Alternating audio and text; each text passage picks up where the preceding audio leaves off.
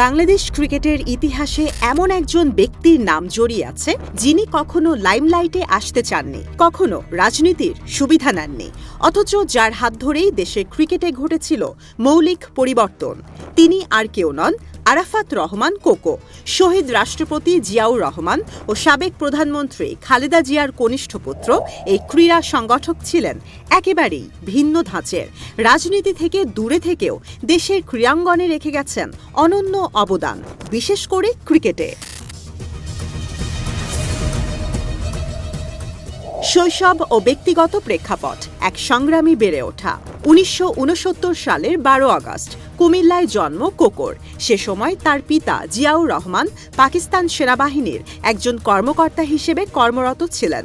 মাত্র ১ বছর ১০ মাস বয়সে কোকো মা ও বড় ভাইয়ের সঙ্গে পাক হানাদার বাহিনীর হাতে বন্দী হন। ১৯৭৫ সালের নভেম্বর বিপ্লব এবং ১৯৭১ সালে পিতার শহীদ হওয়ার মধ্য দিয়ে তার শৈশব কেটেছে চরম অনিশ্চয়তা ও ধাক্কার মধ্যে। এই অসম্ভব কঠিন সময় পার করে যে শিশুটি বড় হয়েছেন, তিনি হয়ে উঠেছিলেন দৃঢ় মানসিকতার একজন মানুষ।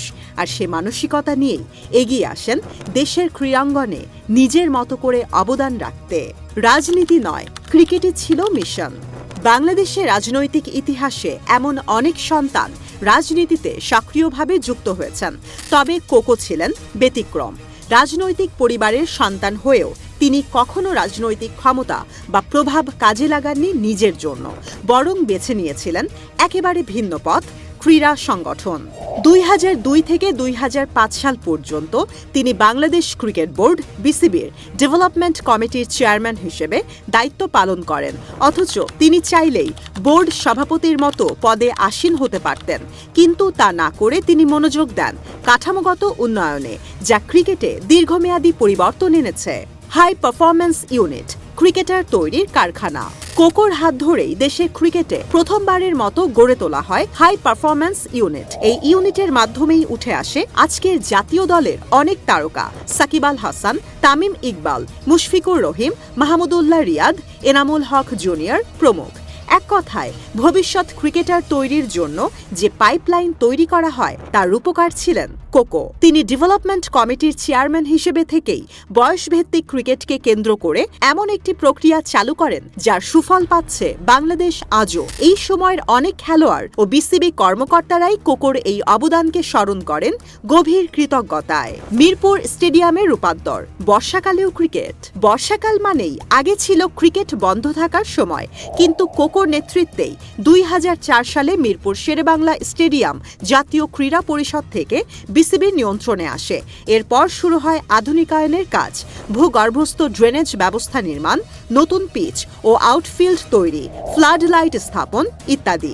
এরই ধারাবাহিকতায় মিরপুর আজ দেশের হোম অব ক্রিকেট, যেখানে আন্তর্জাতিক ক্রিকেট আয়োজনে কোনো মৌসুমি বাধা থাকে না।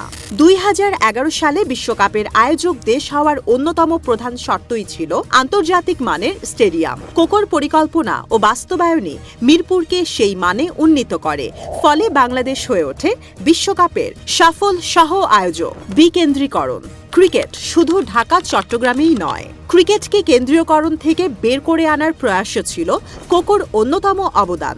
তিনি সিলেট, খুলনা, বগুড়া ও রাজশাহীর মতো জেলাগুলোতে আন্তর্জাতিক মানের স্টেডিয়াম তৈরির পরিকল্পনা হাতে নেন। সেই সময় ক্ষমতায় থাকলেও বগুড়ার স্টেডিয়ামের নাম শহীদ প্রেসিডেন্ট জিয়ার নামে না রেখে দেন শহীদ মুক্তিযোদ্ধা চান্দর নামে। এটি ছিল তার ব্যক্তিত্বের প্রতিফলন, নিজের প্রচার নয়, কাজটাই মুখ্য ছিল তার কাছে। পেশাদারিত্ব ও বিদেশি সম্পৃক্ততা। কোকোর ক্রিকেট অস্ট্রেলিয়ার সঙ্গে ভালো ব্যক্তিগত সম্পর্ক ছিল। এই সম্পর্ক কাজে লাগিয়ে বাংলাদেশ ক্রিকেট বোর্ডে Australian coach, trainer, physio and conditioning বিশেষজ্ঞ এনে দেন তিনি। এতে দেশীয় ক্রিকেট আরও পেশাদার রূপ পায়।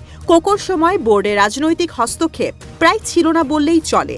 বিরোধী দলীয় নেতা সাবের হোসেন চৌধুরীর সঙ্গেও তিনি ক্রিকেট উন্নয়নে কাজ করেছেন একসাথে, যা দেশে খুবই বিরল ঘটনা। প্রচার বিমুখ ক্রীড়া সংগঠক। দ্বিতীয় বিভাগে খেলেছেন ডিওএইচএস ক্লাবের হয়ে, কিন্তু কখনোই নিজেকে প্রচারের জন্য এগিয়ে আনেননি। প্রধানমন্ত্রীর ছেলে হয়েও বোর্ড সভাপতির পদ চাননি। কোনো প্রেস কনফারেন্স ডেকে বাহবা নিতে চাননি। ক্রিকেটারদের সামনে আসেননি অহেতুক। সব মতপথের মানুষকে নিয়ে বোর্ড পরিচালনা করেছেন, এটাই ছিল তার মূলনীতি।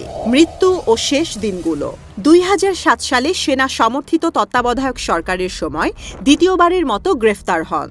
2008 সালে জামিনে মুক্তি পেয়ে চিকিৎসার জন্য মালয়েশিয়া যান। 2015 সালের 24শে জানুয়ারি কুয়ালালামপুরে হৃদরোগে আক্রান্ত হয়ে মাত্র 45 বছর বয়সে মৃত্যুবরণ করেন। শেষ নিঃশ্বাস ত্যাগ করেন যিনি, তিনি রেখে যান এক জীবন্ত ক্রিকেট পরিকাঠামো, এক প্রজন্ম ক্রিকেটারের সাফল্যের ভিত্তিপ্রস্তর। আরাফাত রহমান কোকো ছিলেন নিভৃতচারী, বিনয়ী কিন্তু সুনির্দিষ্ট লক্ষ্য নির্ভর ক্রীড়া সংগঠক। রাজনীতির বাইরে থেকেও জাতীয় অবকাঠামো গঠনে তার অবদান অনস্বীকার্য। আজ বাংলাদেশ ক্রিকেট যে অবস্থানে, তার পেছনে এই নামটি থাকলেও তা অনেকে জানেন না বা জানাতে চান না। কিন্তু ইতিহাস কৃতজ্ঞ হয়, সময় হলে সত্য ভেসে আসে। আরাফাত রহমান কোকোর অবদানও সেই সত্যের একটি অংশ।